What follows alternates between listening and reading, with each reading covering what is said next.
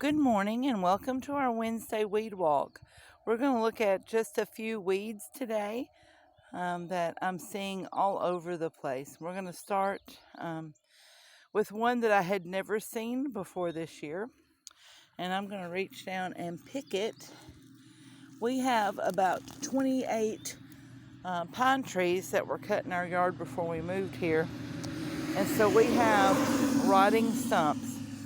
And this weed grows where there is a lot of acid. And if you'll look, you have some arrowhead shaped leaves on this plant. And you'll see, you can see the more arrowhead shaped leaf there.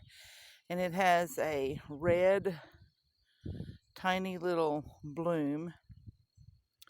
And the plants actually, the whole plant has turned red on some of these. You can see how red it is here, where it was growing actually in the log. And this is red sorrel. And then growing, mixed in with the red sorrel, are bunches of little sweet peas. So these are just wild sweet peas. If you can have a patch of them somewhere, our pollinators love wild sweet pea. So you may be able to have some that you can devote to our pollinators. I'm going to walk over to the other side of the yard and we'll continue from there. We have had so much work to do in our yard. I had to evaluate what I was doing and make a choice between focusing on my vegetable garden or working on my flower beds and a lot of black medic. And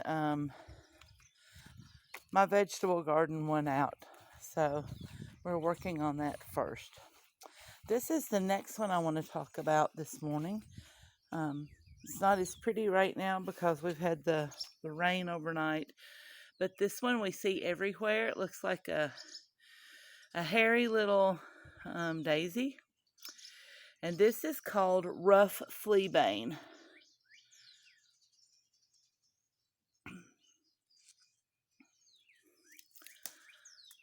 I've got to finish my little iris bed here.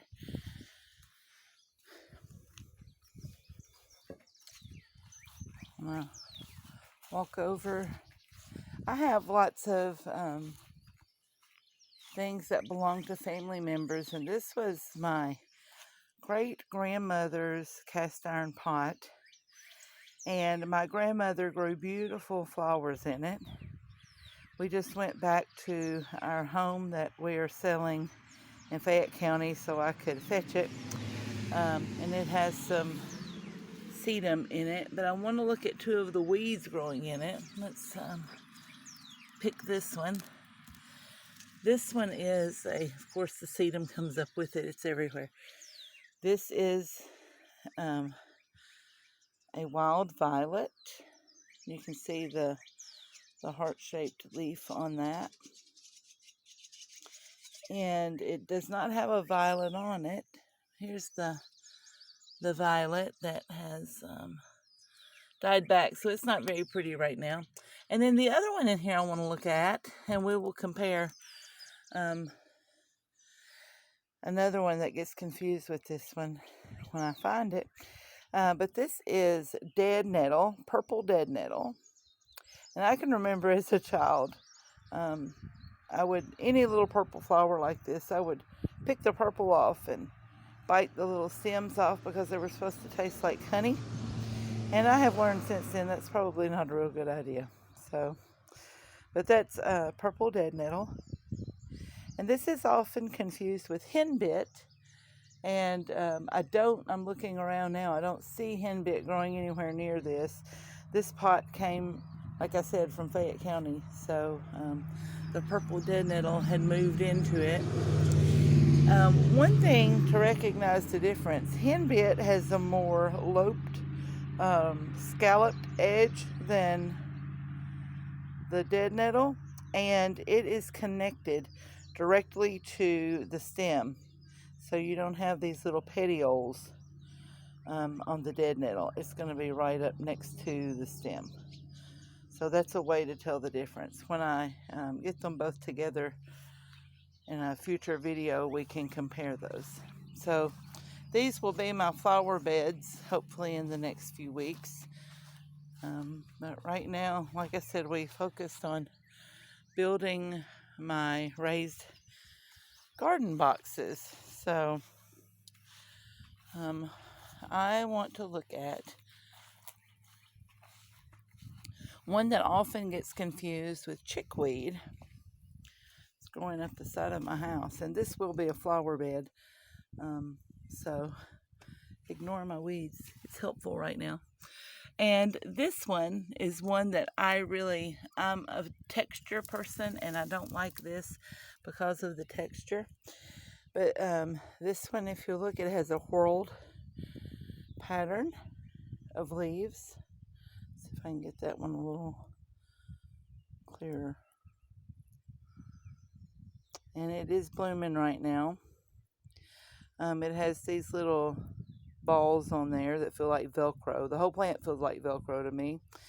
We used to call them stick tights. This is called catch straw or bed straw. And like the chickweed, it pulls up very easily, but it does stick to you. And then I want to go out by our barn real quick and talk about a plant that I'm seeing a lot of right now, and then we'll end our video for today. I'm also watching for snakes in my yard. Coming from being raised on Reelfoot, we had even cottonmouths, and I had lots of rat snakes, and I let those live. But I am used to some poisonous snakes too, so I'm not scared of them at all. I don't mind snakes. I'm very respectful of them and let them do their thing. So this is what I'm seeing a lot of conversation about in some of my gardening groups, and I want to talk about this. If you look hidden back in here, you will see a little strawberry looking thing. And I've got a whole patch of this here. See the little yellow bloom?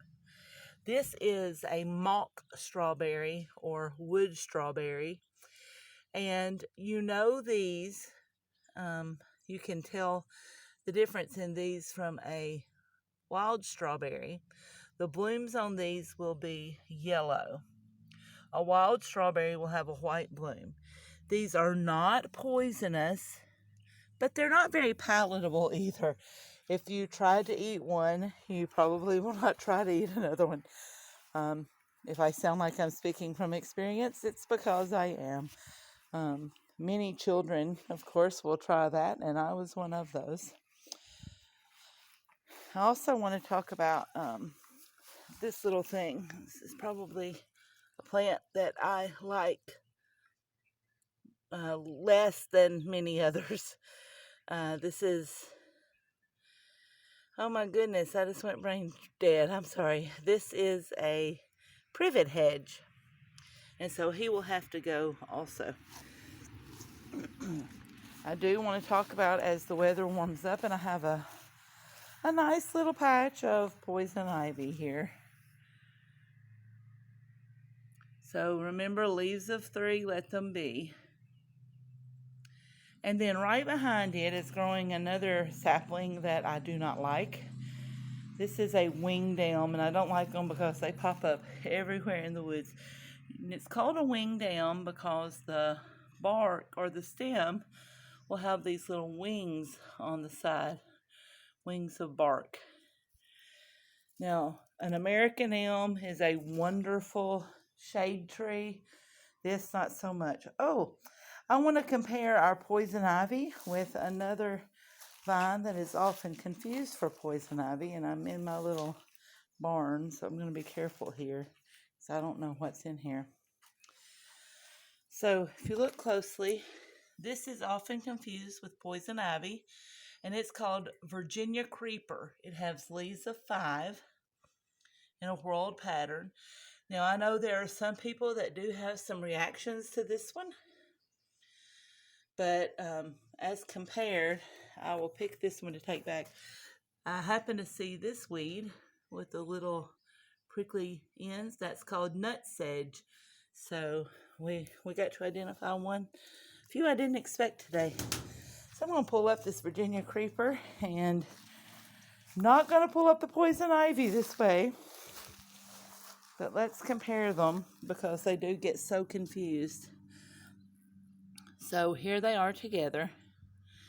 It says leaves of 5, you'll stay alive. Leaves of 3, let them be.